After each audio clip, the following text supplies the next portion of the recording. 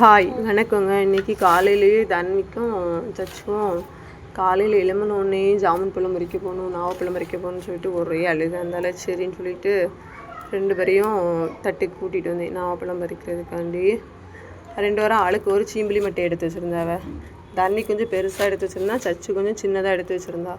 வச்சுட்டு நான் எனக்கு தான் சின்னது வேணும், உனக்கு தான் பெருசு வேணும் சண்டை போட்டு பறிக்கிறதுக்கு ஆரம்பித்தாவ. தன்விக்கு என்ன பண்ணான்னா, கொஞ்சம் தூரத்தில் இருக்கிறதெல்லாம் அழகாக இழுத்து பறிச்சுட்டு இருந்தான். நான் அவனால் எட்டலை, நிறைய பிஞ்சியெல்லாம் பறிச்சுட்டேன். அதனால் சரி நீ பறிக்க வேண்டாம், அம்மாவே பறிக்கிறேன் அப்படின்னு சொல்லிட்டு நான் பறிக்கிறதுக்கு போனேன். அதனால் அவன் முடியாது, நான் தான் பறிப்பேன்னு ஒரே அழுகு. அதனால் சரி பறின்னு சொல்லிட்டு 2-3 எண்ணம் பறித்தான். அதுக்கப்புறம் நான் சரி அவன் பறித்ததை பார்த்துட்டு நான் ஒரு 4-5 எண்ணம் பறித்து அவன் கையில் கொடுத்தேன். அவனுக்கு ரொம்ப சந்தோஷம் நான் பறித்து கொடுத்தோன்னே. அதை வச்சு பார்த்துட்டே இருந்தான். எனக்கு நாவப்பழம் சாப்பிட்றது பிடிக்காது, சும்மா அதை பறிக்கிறதுல அவ்வளோ ஒரு இன்ட்ரெஸ்ட்டு. அதை சச்சுவும் சாப்பிட மாட்டான், 2 பேருமே சாப்பிட மாட்டாங்க. ஆனால் 2 பேருக்குமே நல்லா பறிக்கணும், அதை பறிக்கணும்னு ரொம்ப இன்ட்ரெஸ்ட். அதனால் பறிச்சிட்டே இருந்தாங்க.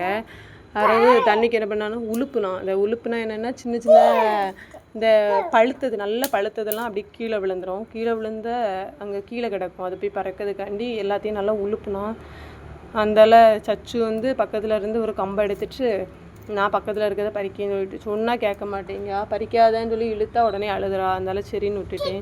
அவளை பிஞ்சியும் பறிச்சுட்டே இருந்தா, பிஞ்சியை பறித்து போட்டுட்டு இருந்தா. பிடிச்சிருந்தா லைக் பண்ணுங்கள், ஷேர் பண்ணுங்கள், சப்ஸ்கிரைப் பண்ணுங்கள்.